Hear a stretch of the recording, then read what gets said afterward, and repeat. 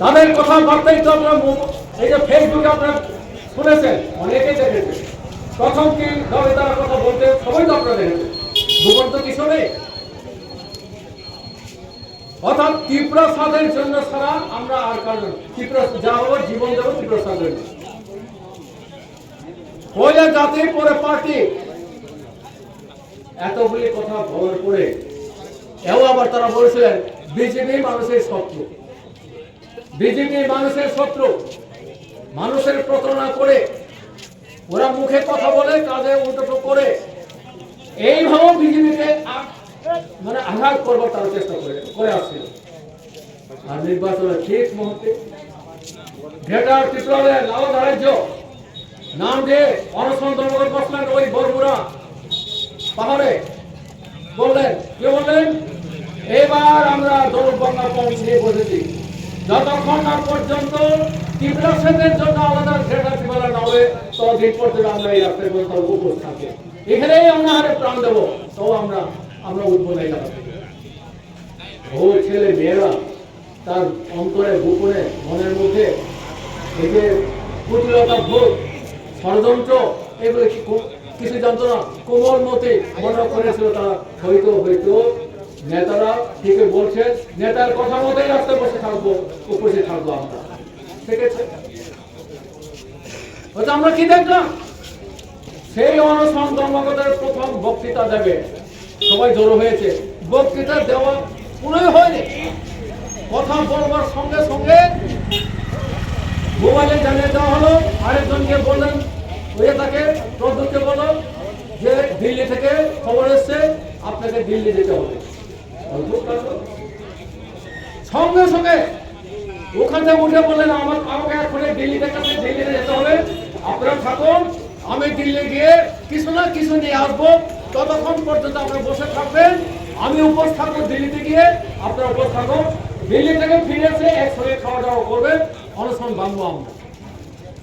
দিল্লি গিয়ে ফিরে এলেন, তাতে তারা নিজেরা বলবেন আদৌ থেকে পদ্ধতি উপস্থিত থাকবে দিল্লি গিয়ে, হ্যাঁ 5 তারা হোটেলে থাকবে, রাত্রে গিয়ে উপস্থিত থাকবে, নাকি কথার কথা বলে গেল।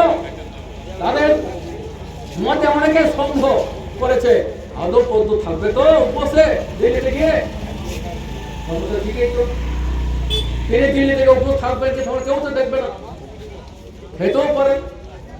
কিন্তু বর্তমানে দিল্লি থেকে কি চুক্তি হলো, ওই চুক্তি কিছুই নেই, গ্রেটার ত্রিপুরা নিয়ে আসবে হলো না, তো ওই চুক্তির মধ্যে কি আছে, কিছুই নেই, আলো রাজ্যের কথা নেই, বিজেপির মন্ত্রিসভায় যোগ দেবে তাও নেই।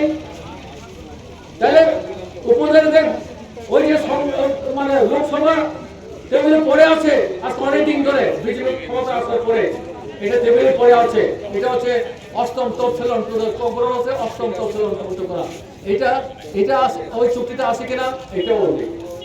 এডিসিকে ডাইরেক্ট টাকা দেওয়ার বিষয়গুলো আছে কিনা, তারা যেটা বলে বেড়াচ্ছে এটা আছে কিনা এটাও নেই। তাহলে কি আছে, সব পত্রিকায় বেরিয়ে গেছে, আপনারা দেখেছেন, ওখানে তো কিছুই নেই, শুধু বলায় একটা আছে, উপজেলার সংস্কৃতি অর্থনৈতিক বিকাশের জন্য একটা কমিটি হবে, এই কমিটি 6 মাসের মধ্যে বসে একটা রিপোর্ট দেবে সরকারের কাছে, তারপরে সরকার তরফ থেকে কি করবে না করবে তারা কি করবে। এই কমিটিতে কারা কারা থাকবেন এটাও নাম উল্লেখ নেই, আদৌ কমিটি করবেন কিনা তাও উল্লেখ নেই। তাহলে কি নিয়ে আসলো, সেটা ধোঁকা, মিথ্যা করা, মানুষকে প্রতারণা করা, এছাড়া কিছু থাকছে এই জায়গায়, অদ্ভুত কাণ্ড জায়গায়। আমি ত্রিপুরা মোথা বাইরে বলে যারা করছেন এখন যারা আছেন তাদেরকে ভাবতে অনুরোধ করলাম, বাবু কোন দিকে নিয়ে যাচ্ছে আপনাদের, আদৌ যারা ত্রিপুরা সাহেব জন্য লড়াই করছে না, বাবু এই লোকসভা প্রার্থী নিয়ে এসছে, ওই 36 থেকে একটা নিয়ে আসছে, যেগুলো রাজপরিষদের সদস্য ছিলেন, বিয়ে সূত্রে চলে গেছেন এখানে, আগেও ত্রিপুরায় থাকেন, আরেক জায়গায় ছিল যুবতী অবস্থায়, এই কয়েক বছর বিয়ে হয়েছে 36 মাথার প্রার্থী আর বিজেপির প্রতীক নিয়ে সম্বন্ধ প্রদ্যোৎ বিজয় কোথাও হয়েছে, প্রার্থী আমার পরিবারের সদস্য হতে হবে, আর আমার সদস্য যদি বিজেপির এই প্রতীক চিহ্নে দাঁড়াতে চায়, এই শুধু আপনাদের দিতে হবে। তিনি হয়তো রাজি হয়ে গেছে, নিয়ে আসলেন ছত্তিশগড় থেকে যে প্রার্থী ত্রিপুরা ভৌগোলিক জানে না, ত্রিপুরা সংস্কৃতি সম্পর্কে অভিজ্ঞতা নেই, উপজাতিদের তার সমস্যা বিষয় হচ্ছে সেরকম অভিজ্ঞতা নেই, এইরকম একটাকে দাঁড় করিয়েছে। এখানেই তো আমাদের কষ্ট মথা করে, মথার নেতৃত্ব মানে অনেক শিক্ষিত আছে, ওদের থেকে তো দেওয়া যায়, কি অসুবিধা আছে? ওই বিজেপির তো কোথায় গেলায় রেবতী মোহন পার্লামেন্টের লোকসভার সদস্য, তাকে দাঁড় করা হলো। খুব ভালো কাজ করছিলেন, আমরা দেখেছি, প্রায় জায়গায় ঘুরে ঘুরে কাজ ছিল, কিন্তু তিনি প্রদ্যুতের বিরুদ্ধে কথা বলছেন। কাজের প্রদ্যুৎ হয়তো বলেছেন হয়তো ওকে প্রার্থী করা যাবে না, এমনও হতে পারে, নাও হতে পারে, কিন্তু একটা সন্দেহ থেকে আমি তো বলছি। দেখা গেল রেবতী বা তাইলে পরে এই আদিবাসী যে তাদের যে সংগঠন আছে, আদিবাসী সংগঠন জনজাতি, ওখানে শিক্ষিত আছে, কিন্তু রেবতী না হয়ে আরেকজনকে দেওয়া যায়, দিল না, না হয় দিল না, কিন্তু দেওয়ার মতো লোক আছে তাদের, দিল না, না দিয়ে ওই ভাড়া করে আরেক থেকে নিয়ে এসে এখানে প্রার্থী দাঁড় করিয়ে দিল।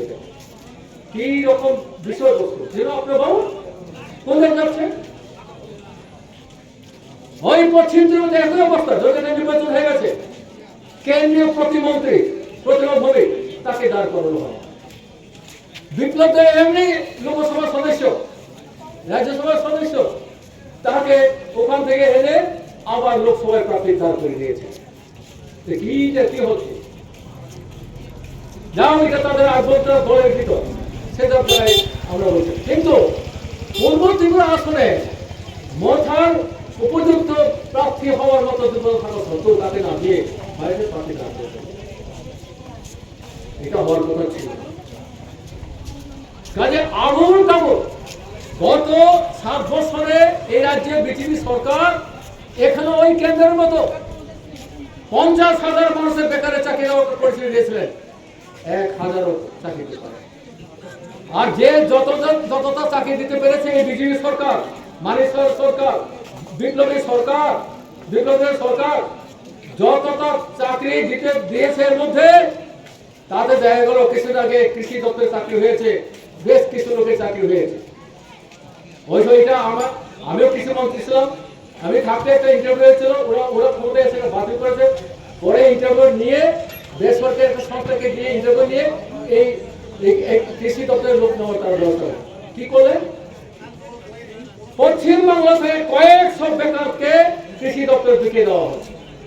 আর আমাদের কাছে আমাদের কথা হলো এই, ত্রিপুরাতে বামপন্থী সমর্থক বেকারদের তাদের না হয় না দিবেন, আমাদের কোনো আপত্তি নাই, আমরা তাদের বিরোধী হলে আপনারা না হয় দিলেন না, কিন্তু বিজেপির পতাকা নিয়ে রাত দিন 24 ঘন্টা খাচ্ছেন, ক্ষমতায় আনার জন্য তারা পরিশ্রম করেছেন, বাড়ি ঘর ছেড়ে দিয়েছেন। এইরকম বিজেপি কর্মী, মথার কর্মী যারা আছেন, আইপিএসসি কর্মী যারা আছেন, মাধ্যমিক পাশের চাকরি, এগ্রিকালচার বিএডব্লিউ চাকরি পশ্চিম বাংলা থেকে দাঁড় করে আনতে হয় কেন বেকারদের?